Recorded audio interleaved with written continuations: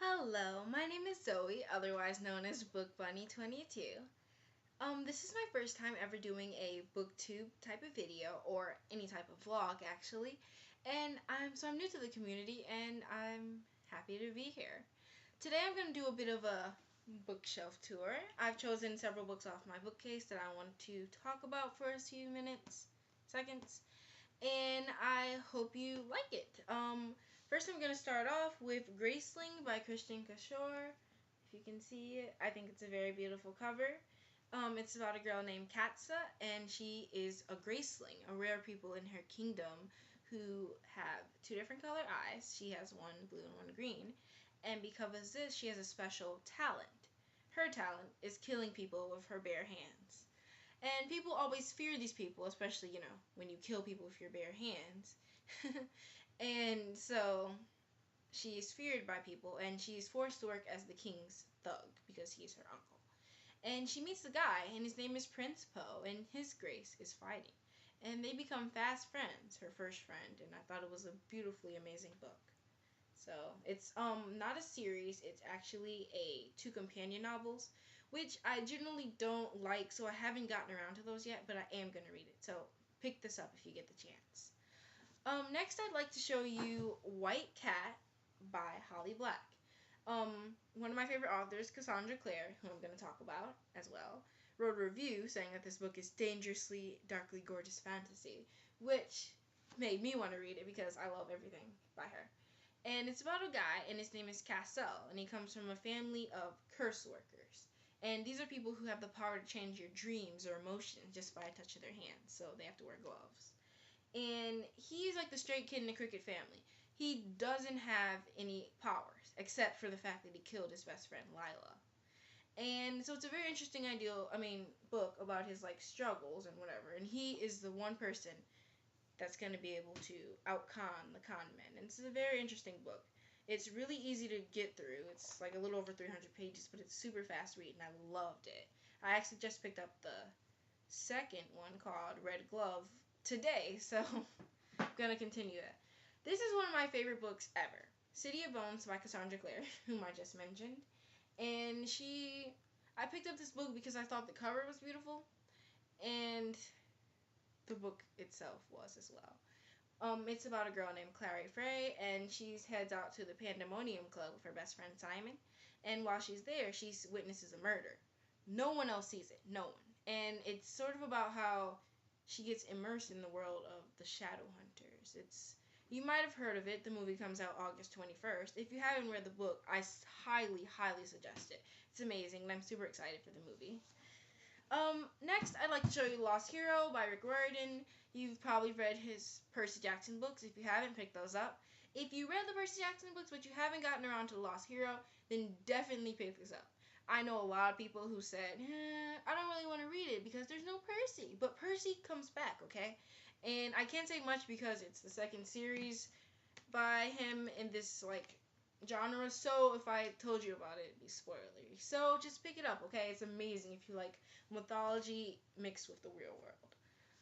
A couple of classic-y style books. I have Romeo and Juliet, the No Fear Shakespeare version, which is amazing because on one page you have the original text, the other page translated into modern speak, I suppose. And also it's really helpful for school, and I loved it in English class. Also, I have To Kill a Mockingbird by Harper Lee. You have to read this, mandatory in 9th grade, at least at my school, so it was a mandatory thing. But I found that I loved it a lot. I am a big fan of books set in previous eras, so maybe that's why I love this so much. But I feel like if you don't mind reading and digging a little deeper in a book, then I think you might like this one. I did, at least. So did not mind reading it all for English class, and I actually finished it way before we were supposed to. um, if you've read The Mortal Instruments, City of Bones by Cassandra Clare, then you may have gotten around to The Infernal Devices. The first one is Clockwork Angel. Some people say they haven't because they didn't I don't want to read anything aside from the New York Shadowhunters. But these are way more better than the other books, and it's kind of like difficult for me to say as I love all of the books by Cassandra Clare, but this is absolutely amazing, and I highly suggest you pick it up. It's set in Victorian London, and it's about a girl named Tessa Gray, and it's her adventures in London, so pick it up. Hush Hush by Becca Fitzpatrick, excuse me, is a book about a girl named Nora who meets a strange guy at her school. She's a sophomore in high school, like me, named Patch. And Patch is a fallen angel. Isn't the cover gorgeous? I picked it up just because of that mostly, and because, see that price? $5. My type of price. And it was pretty good. I'm starting the second one now, Crescenjo. And I'm not liking it as much as this one, but I'm going to, power through it. I have to. Another book, as you may see, I'm a fan of angels. This is called Fallen, and it's about a girl named Luce Price, and there's some strange guy who seems really familiar, Daniel Grigory, at her new school, which is actually for criminal kids, and it's interesting. It's not written the best, but I still loved it regardless, and I think that if you're looking for a fun but angsty, look at that picture, read, then you might like this a lot, like I did. If you're a fan of mythology, so like maybe if you've read Percy Jackson or something similar, but you haven't read like too much other like mythology, like actual stories, then this is the book for you. Nobody's Princess by Esther Fresner is an amazing book. It's about a younger version of Helen of Troy, which was the fall of a city in ancient Greece. And it's just about her, and it's an amazing book, and it's actually one of my favorite books ever. I haven't gotten around to the second one because, hardcover, I don't really want to do that necessarily, but it's a very interesting book, and I suggest it. If you guys want a review, I'll totally do this one. I love it. I read it all the time, or reread it. Also, I have Beastly by Alex Flynn, which is a movie. You've probably heard of it. It's actually a pretty amazing book. I really liked it. It's kind of a take on Beauty and the Beast, obviously, like retelling, and I quite liked it a lot, and I thought it was very interesting. I haven't gotten around to seeing the movie, unfortunately, but I really want to because I like the guy who plays the main male character. So I'm probably gonna, read this again soon. I love it. I suggest it to anyone if you like fairy tale retellings. This is an amazing one. Alex Flynn writes a lot of these retellings, and they're pretty good. So, just a suggestion.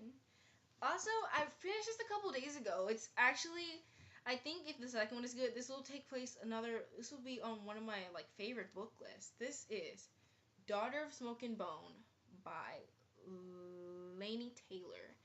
Okay, I have words to say about this. So if you want a review, then please ask me because I will. Amazing, okay? It's about a girl named Karu, and she lives in Prague in an apartment alone, so you think. But it's really about how her friends, she's an artist. She goes to an art school in Prague. And it's sort of, she keeps sketchbooks, and she writes about these interesting characters, Brimstone and Issa and Yaru, or whatever their names are. And everyone at her school reads her sketchbooks. Oh, you're so funny, Karu. You come up with these great stories. But they're real.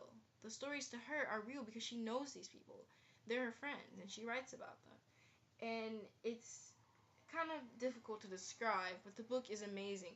It's been hailed as one of the best starts to a young adult series. It's deep fantasy. If you don't really like deep fantasy, then I guess you may not like this as much, but it's also deep romance. So the two together make a beautiful, amazing book. And look at the cover. I loved it. The second one is Days of Blood and Starlight. The cover is even more beautiful, and I can't wait to pick it up. They didn't have it at my bookstore today, unfortunately, so I wasn't able to grab it. The Daughters by Joanna Philbin is a really young adulty book. I like the cover. I think it's really cool. That I read a couple years ago, maybe. And I don't really read a lot of realistic fiction that isn't actually realistic anymore, but I did think this was amazing. I do like rereading it. It's about these three girls, and they're daughters of famous people. And because of this, they have their own fame, sort of, and sort of how they take their own little take out in the world and step out there. And it's very interesting. I Even though I don't really like these sort of books anymore, I thought this was amazing. And if you do, then totally read this. I'll even leave a review on it if you want. This is something I read a few weeks ago. Now, one of my favorite books, The Immortal Rules by Julie Kagawa. I haven't read anything by her before. I know she did have the Iron Fey series, but I didn't really see the best reviews on it on my Goodreads. So I kind of didn't read those. But I saw this and saw the amazing reviews, and it's very interesting. So I decided, let me pick this up. Okay, amazing book. It is a dystopian vampire novel. An interesting combination, you may think, but it takes extremely well. And it's about a girl, and her name is Allison, and she despises vampires. She's unregistered, which means that she does not let the vampires that rule the cities take her blood, which means that since she's not really a blood slave, that they don't get food. So she has to steal with her friends, steal or scrounge for food in places, and it's a hard life. So one day she's out looking for food and she gets attacked by a rabbit, which is like a vampire gone wrong.